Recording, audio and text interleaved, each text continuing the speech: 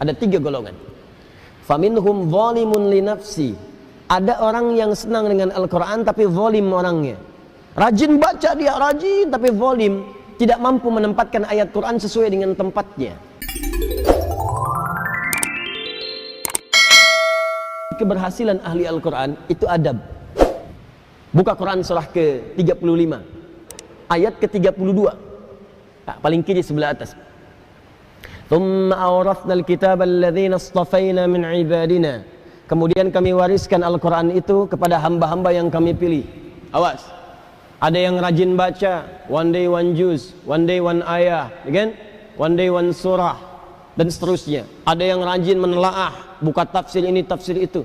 Ada yang rajin menghafalkan, ya, Masya Allah. Tapi maaf, apakah semua orang itu dianggap benar oleh Allah ketika berinteraksi dengan Al-Quran? Tidak. Ada 3 golongan. Faminhum zalimun li nafsi.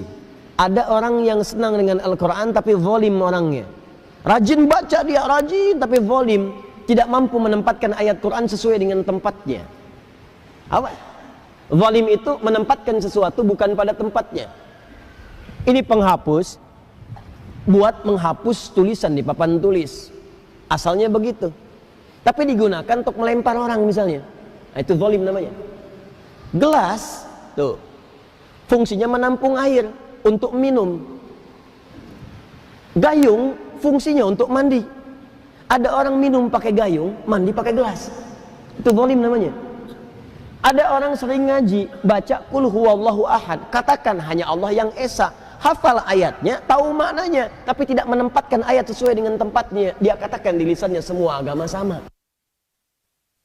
Dibin, celaka orang-orang yang dusta, hafal ayatnya, sering baca, tahu artinya, tapi dia berdusta. Itu zalim namanya.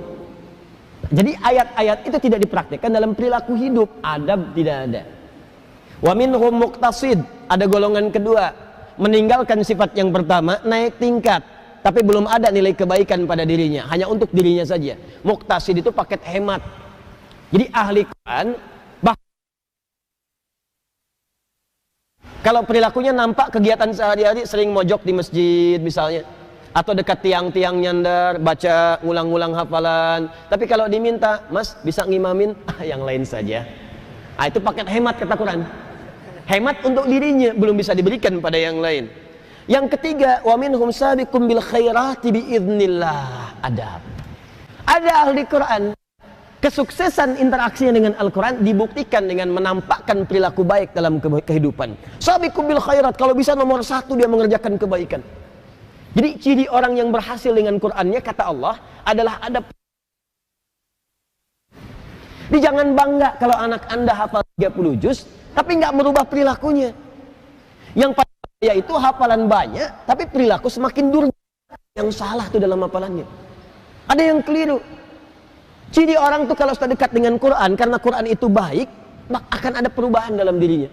Minimal tuh sifatnya dulu lebih tenang, lebih terukur, lebih baik. Lama-lama jadi sikap, sopan, adabnya muncul. Kalau ada kebaikan pengen segera dikerjakan. Kalau lihat sampah di masjid pengen segera ngambil.